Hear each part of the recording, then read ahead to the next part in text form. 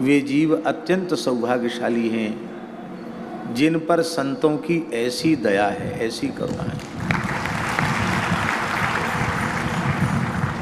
जहाँ बड़ी संख्या में संत वेश, संत समुदाय उपस्थित होता है, उनमें कोई न कोई महान सिद्ध पुरुष भी होते हैं जो अलक्षित भाव से होते हैं, हम उनको पहचान नहीं पाते हैं। हमारे पूज्य गुरुदेव कहते थे कि एक राजा ने अपने गुरुजी से पूछा कि आप संत सेवा पर बहुत जोर देते हो, क्या बात है? आप संत सेवा पर बहुत जोर देते हैं, साधु सेवा करो, साधु सेवा करो, साधु सेवा करो। इसकी इतनी महिमा है?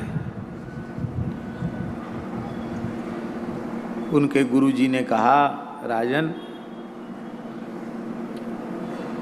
भगवत प्राप्ति का सबसे सरल साधन है संत सेवा।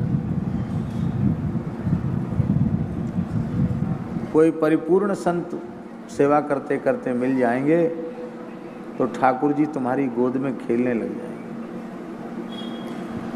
पर तुम रजोगुणी जीव हो, ऐसे तुम्हारी समझ में नहीं आएगा। संत सेवा पीछे करना, पहले पक्षियों की सेवा आरंभ करो।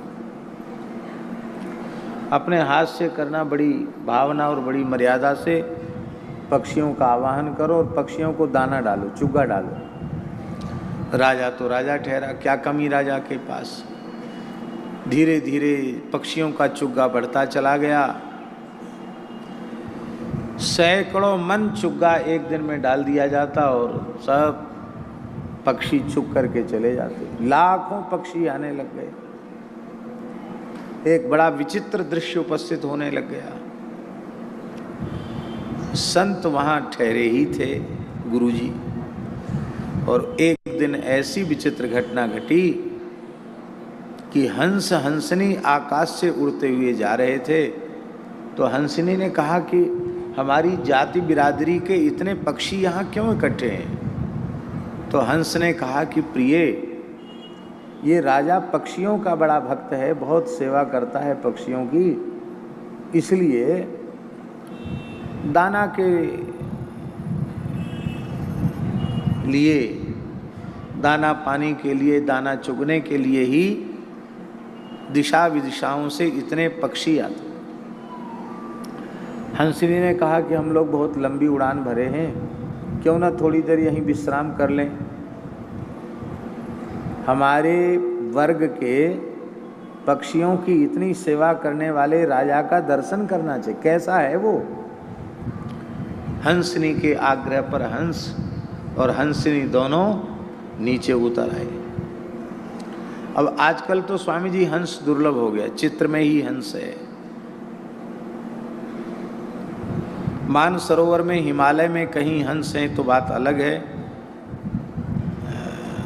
हमने तो देखे नहीं।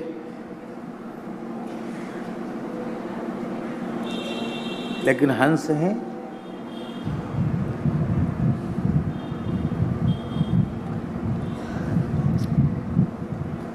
तो सामान्य हंस तो सर्वत्र होते नहीं। इतने विशाल काय, चंद्रमा की कांति के समान एकदम धवल वर्ण के पक्षियों के जोड़े को देख करके राजा को बड़ा आश्चर्य हुआ। राजा पहचानता ही नहीं था, उसने देखा नहीं था हंस कैसे होते। महाराज, इतने बड़े भी पक्षी होते हैं? तो गुरुजी तो सिद्ध पुरुष हैं, गुरुजी से पूछें। गुरुजी से पूछा कि गुरुजी, इतने बड़े पक्षी तो आज के पहले हमने देखे नहीं, ये कौन से पक्षी हैं? कहा, राजन, ये हंस हैं। हंस हैं? ले, हाँ। तुम पक्षियों को चुग्गा डालते हो तो तुम्हारी पक्षी सेवा से संतुष्ट होकर दर्शन देने आए। महाराज, क्या प्रमाण है कि ये हंस हैं? का शुद्ध मुक्ता इनके सामने रखो। मोती रखा तो मोती उन्होंने चुग लिया। ताजा कढ़ा हुआ वेद लक्षणा गाय का दूध और उसमें उतना ही पानी मिलाकर सामने रखो। दूध और पानी मिलाकर रखा अलग अलग कटोरे में। हंस हंसी ने चोंच का स्पर्श कराया तो पानी पानी अलग रह गया, दूध दूध पी गए, पानी एकदम साफ पानी बच गया। इसको कहते नीर क्षीर का विवेक। दोनों परीक्षाओं में वह उत्तीर्ण हुए।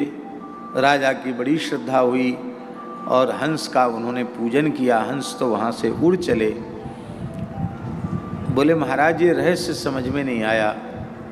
तब उन्होंने कहा बेटा, गुरुजी ने कि बेटा यही ज्ञान कराने के लिए जैसे पक्षियों को दाना डालते डालते कभी हंस आ गए, ऐसी भेष मात्र की सेवा करते करते कभी परमहंस आ जाएंगे।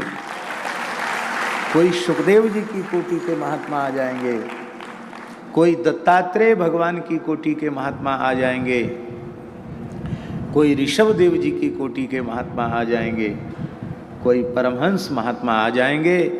और यदि तुम्हारा एक कण भी उन्होंने ग्रहण कर लिया तो तुम्हारा भंडारा उत्सव सफल नहीं, तुम्हारा जीवन सफल होगा।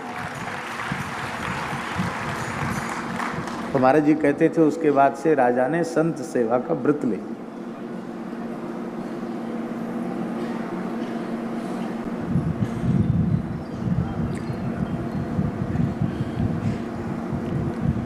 श्रद्धावान व्यक्ति ने संत वेश को देखकर आदर किया और संत वेश की महिमा को, ये भेष भगवान का है ऐसा मानकर उनका समादर किया, उनका सत्कार किया। तो उस श्रद्धावान व्यक्ति को